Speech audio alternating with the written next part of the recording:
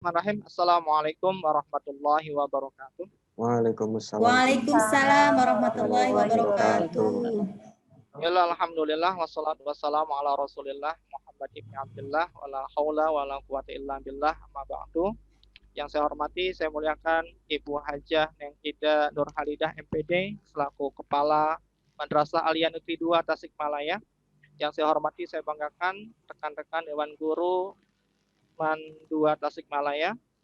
Syukur alhamdulillah kesempatan hari ini kita bisa tampil untuk tatap muka di hari Selasa tanggal 20 April 2021. Hadirnya kita melalui Zoom meeting ini bertujuan adalah untuk tolabul ilmi, di mana alhamdulillah teman kita yaitu Ibu Dendi Siti Kamilah telah menyelesaikan tugasnya mengikuti PJJ yang diselenggarakan oleh Balai Diklat Keagamaan Bandung dalam tema pendidikan multikultural.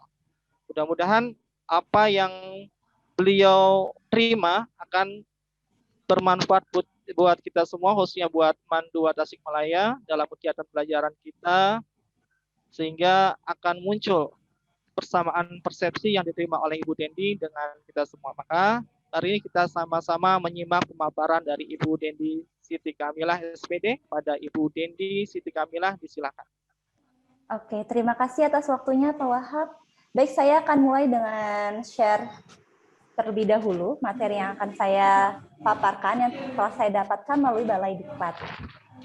Oke, saya yakin sebenarnya Bapak dan Ibu lebih paham mungkin. Saya hanya bertanggung jawab untuk mendiseminasikan lagi tentang apa yang telah saya dapat di sana. Sebelumnya, kita telah tahu bahwa negara Indonesia itu merupakan negara yang majemuk, di mana Indonesia memiliki beragam budaya, beragam ras, beragam suku, dan agama. Tetapi kejemukan itu, keberagaman tersebut dapat menimbulkan konflik, di mana kita pernah lihat terjadi konflik seperti kerusuhan di Maluku, atau konflik antar golongan, bahkan di sekolah terdapat pembulian.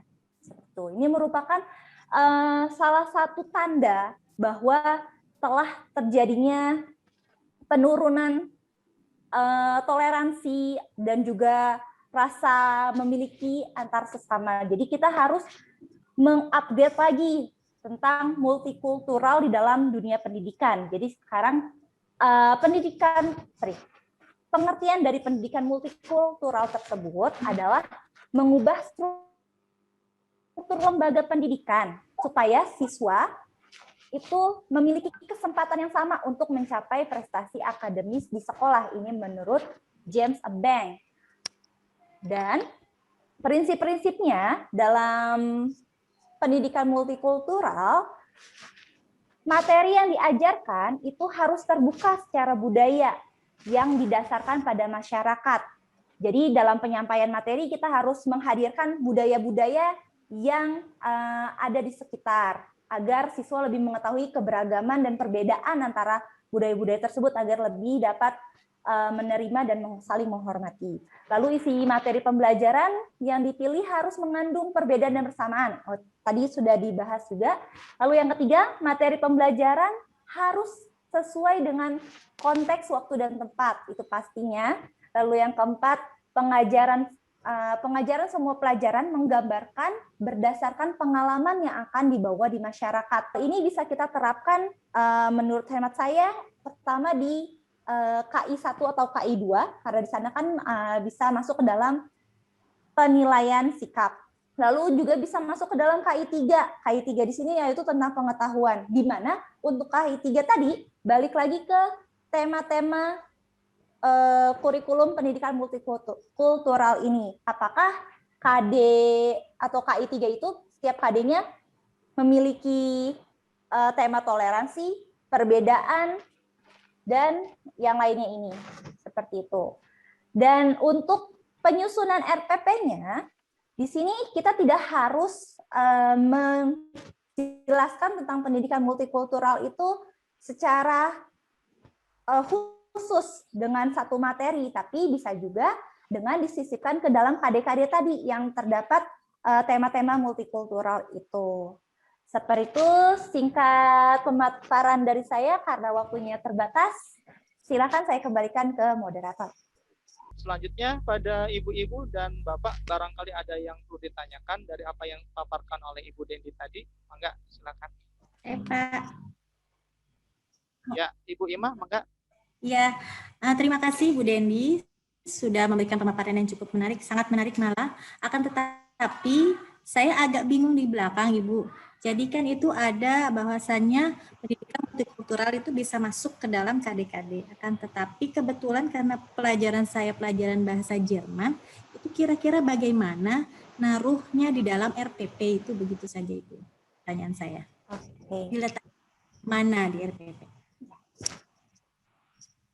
Langsung saya jawab Pak Wahab atau bagaimana? Ya, mangga silakan Bu Dendi langsung aja dijawab.